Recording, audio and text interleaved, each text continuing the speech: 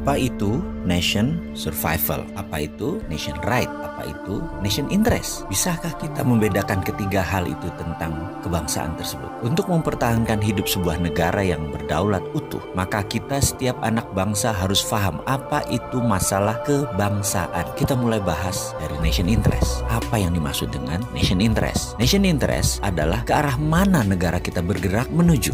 Sebentar, kita ini jangan-jangan ditanya nation itu apa, state itu apa, atau dalam bahasa Indonesia bangsa itu apa, negara itu apa, nggak ngerti ngebedainnya. Betul ya? Masih bingung? Kita bahas lebih dalam. Bangsa Indonesia itu jadi lebih dulu dari negara Indonesia. Bangsa Indonesia itu jadi lebih dahulu ketika Sumpah Pemuda tahun 1928 dengan mengatakan berbangsa satu, bangsa Indonesia. Maka sejak saat itu jadilah bangsa Indonesia. Sementara negaranya, negara Indonesia baru jadi setelah 17 Agustus 1945.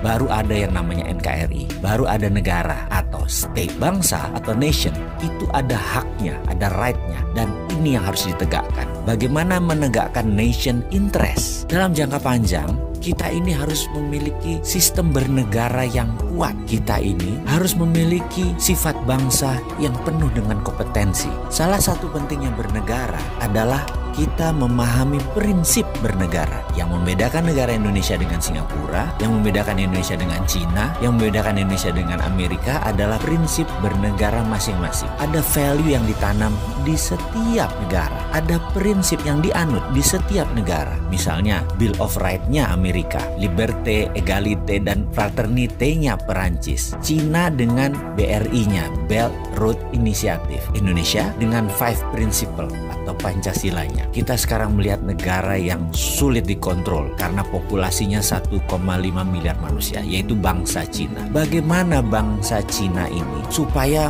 mempunyai negara yang tetap utuh? Bukan main-main mengelola bangsa Cina ini. Negara Cina sangat serius mengurusi bangsa Cina. Juga demikian dengan Amerika. Ada 380 juta bangsa Amerika yang terdiri dari multiras, bukan suku loh, ras dan etnik. Ada 100 kali. Amerika adalah negara imigran. Indonesia rasnya sedikit. Ada Melanesia, Polinesia, dan Melayu. Jadi suku bangsanya kita banyak. Dan yang unik adalah 89% beragama Muslim. Sehingga Indonesia bisa dikatakan dengan 267 juta jiwa, 89%-nya adalah Muslim. Indonesia adalah negara Muslim terbesar di dunia. Jadi bagaimana membuat negara kita ini utuh terus sampai akhir zaman? Saya teringat sebuah sesi dikala saya masih aktif di sebuah lembaga negara urusan pertahanan. Kami diperlihatkan, ditontonkan film dokumenter yang sangat menarik. Film ini adalah bagaimana Cina membangun doktrin bernegara masuk ke bawah sadar anak-anak bangsa Cina. Diperlihatkan melalui kamera CCTV di video tersebut di sebuah tempat penitipan anak. Karena kala itu banyak sekali suami istri yang bekerja di Cina dan anak sematawayangnya dititipkan di tempat penitipan anak milik negara.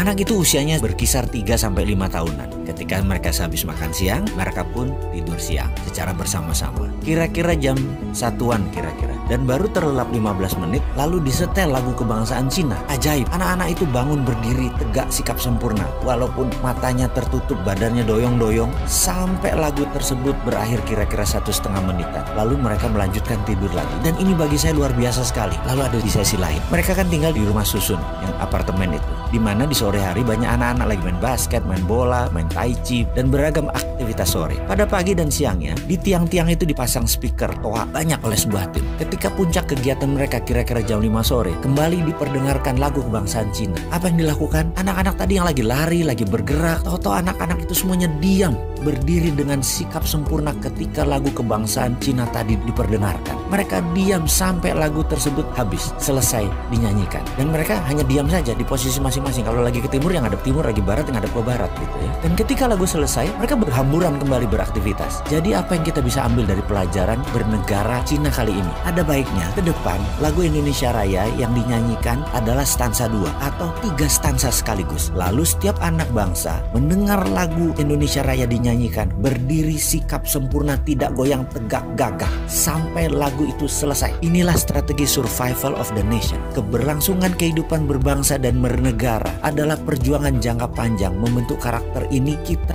harus membangun dengan semangat yang gigih militan, yaitu diawali dengan sikap sempurna mendengarkan lagu Indonesia Raya.